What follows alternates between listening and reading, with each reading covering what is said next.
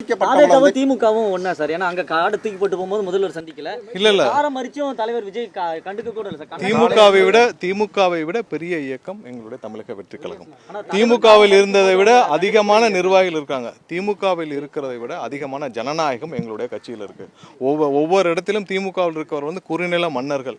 இப்ப திருச்சின்னா திரு கே நேருகள் அவர்கள் தான் குறுநில மன்னர். அங்க இருக்கிற எம்எல்ஏக்கள் மாவட்ட செயலாளர் திரு சவுந்தரபாண்டியன் அவர்களே போட்டிருப்பார். இல்ல ஒரு சில மாவட்ட எம்எல்ஏக்களே போட்டிருப்பாங்க, நான் இறந்து விட்டேன்னு நினைக்கிறேன்னு சொல்லி பதிவே பண்ணியிருக்காரு திருச்சியில் எம்எல்ஏக்களே.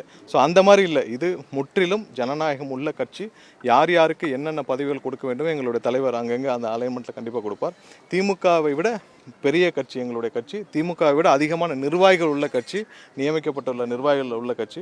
திமுகவை விட அதிகமான ஜனநாயகம் உள்ள கட்சி.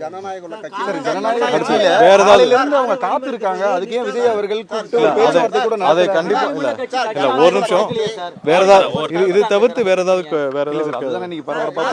பெண் நிர்வாகி களத்துல இருந்திருக்காங்க, உங்களுடைய விழாக்கள்ல கலந்துருக்காங்க. நான் பொதுவா எல்லாமே சொல்லியாச்சு. கண்டிப்பா அவர்களை நாங்களும் சந்திச்சு நான் எல்லாருக்கும் பேசியிருக்கோம். இன்னும் எங்களுடைய மேல தலைவர்கள் கூப்பிட்டு பேசுவாங்க. என்ன கட்சியில எல்லாமே வந்து இப்ப நீங்களே உங்களுடைய நிர்வாகத்தில் இருக்கீங்க, ஒவ்வொருத்தருக்கும் உடனே எல்லாமே அங்கே கொடுத்து முடிச்சிட முடியாது. அங்கங்க எப்படி செய்யணுமோ அதை பேசி தீர்த்து அதற்கான வழிமுறைகளை செய்ய வேண்டும். வேற ஏதாவது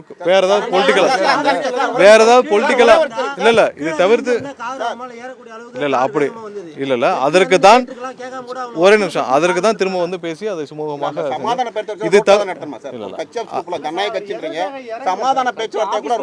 இல்ல நிகழ்ச்சி இருக்கும் பொழுது ஒரே நிமிஷம், நிகழ்ச்சி இருக்கிற பொழுது நிகழ்ச்சியை முடிச்சுட்டு தான் பேசுவோம். அதை நாங்க பேசிப்போம்.